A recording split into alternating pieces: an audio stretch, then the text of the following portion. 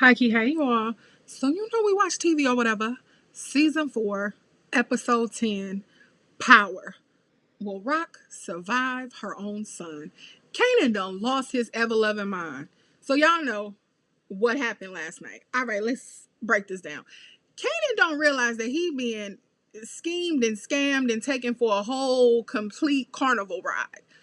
Them two old heads murked his girlfriend and his best friend, and they so much as told him that in their face. Now, Marvin got real issues. You see Marvin help the little girl, get safe, and that is so sweet. And then he watches her go to a new family. I think that's sweet. It shows Marvin's, humanity, the human side of him, that therapy really did change and work for Marvin. But Marvin is also a mess and a half. Marvin done got mixed up with Stefano, but he don't even know Stefano done got knocked off. Stefano and the other mob bosses was using Unique and Rock to go at each other to basically take each other out because they wanted the territory. Tales old time being told over and over again, huh? Now, Rock has to go to Marvin has to go to Rock and explain to Rock, like, yeah, he done screwed it up. They trucks is messed up. The Chinese don't want to fool with him. You know what I mean? And neither one of them know that Stefano has gone home to glory. Okay? He done went home to wherever the Lord may send him at this point. Rock goes off on Marvin. Okay? And she says some of the worst hurtful things. Now, backtrack a little bit. Rock has a conversation with the Chinese man. I forget his name right now, but she has a conversation with him, and he tells her, that old head tells her, you are a demon. And he explains in his culture what the demon is, and that the demon was so evil it couldn't see its own reflection. It was blind, so it couldn't see how evil it really was. And in this episode, it shows that Rock is a demon, that she doesn't see herself the way everyone else does. We get introduced by the old heads, you know what I'm saying, to Breeze. We finally figure out who Breeze is. Now, flip back to the Power universe, and Kanan, Ghost, and Tommy talk about Breeze a lot. We've heard about him a lot. So now we get to put a face to the name and who he was related to and how everything really jumped off. Now, jump forward.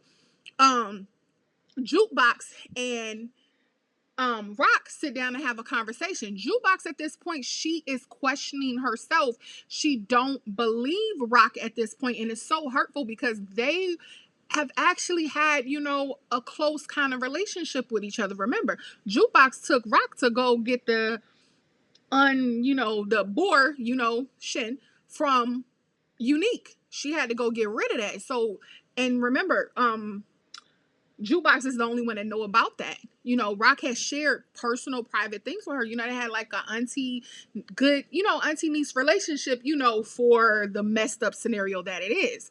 Jukebox loses all respect and all hope in like her family and being a good person in this one conversation. The parallels of this conversation is crazy because you can see Jukebox is just like, you are evil. Like, she realizing like, she is evil, and she feels like, Rock didn't want anything to do with her really, but to be a spy on Kanan. She really just, was nice to her because she was nice to Kanan, which is her cousin.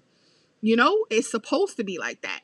And in this very conversation, you see Rock's humanity come out in this conversation at the end, because she really realizes, oh my God, this man just told me not even a couple hours before that I'm a monster. And she said, oh my God, it's just like she's reflecting on herself in this conversation. Like, this is her niece. And you could tell with every word that came out of Jukebox's mouth, she was cutting Rock like a sword. It was hurting her because she realized, oh my God, I'm a monster. Like, everyone sees me as a monster. Even the argument that she had with Marvin, her brother, which is Jukebox's, dad, the same type of conversation. And it ended up with Marvin telling her F her. This is the craziest episode, but I feel like it's the episode of self-reflection for Rock, being a woman in this position of power, and she has to be ruthless. She cannot have a heart not being a woman in this game. You better know it. And the only person, ironically, that understands Rock now, all after all this time, is who? Uncle Lulu. Lulu got her back and he's standing behind her 10 toes down. And he off the grape and he's taking responsibility for his own choices. And he tells Kanan, hey, your mother is the strongest blank you'll ever get to know. She's stronger than all of us. And he tells Kanan about how she helped her mom transition when neither one of them, Lulu and Marvin, couldn't do it. And then he admits to Kanan that, he took out Rod. He took out his other friend D, that he took him out. And in that situation, Kanan is still so angry that he can't see that, like, his mom would not hurt Famous. His mom would not hurt his girlfriend. She wouldn't do that. Now, it's a lot that she would do, like pop his father in front of him. And Rock, those are the parallels. Like, she feels like she's doing everything for Kanan, but Rock is the most self-serving person by force in this whole entire series. It's not that she wants to be in this position. Remember, she keeps saying her older brother, her big brother Marvin, didn't have it in him. Marvin is an F up. He is. Marvin don't think things through. And we've seen that. Him working with Stefano, he should have never done that. You know what I mean? It was going to turn bad. Anybody with common sense and a brain can see that that wasn't going to work. Now, you flip back and Lulu is the only one who has an explanation of why Rock is the way that she is. And he tries to get through to Kanan by telling him, family is all we got. No, I didn't want to come back to this, but y'all are my family. I got to protect y'all. I got to be here for y'all.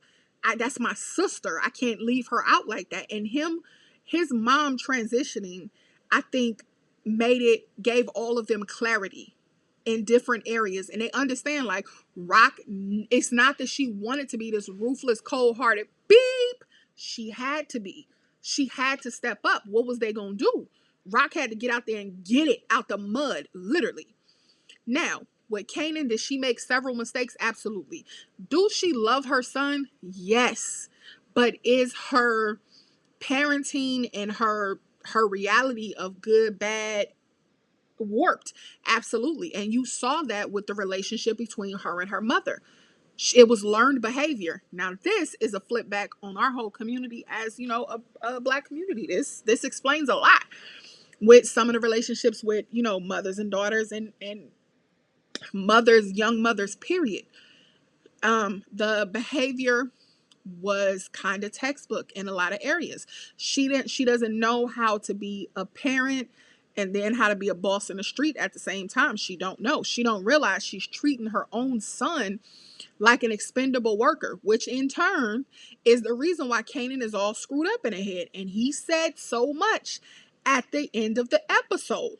And she finds herself looking down the barrel of a burner by her own son. Imagine the hurt that she feels because she loves her son. She's been trying to reconnect with Kanan for the longest. She covered Kanan. Kanan would be knocked off. Remember, they wanted to murk him.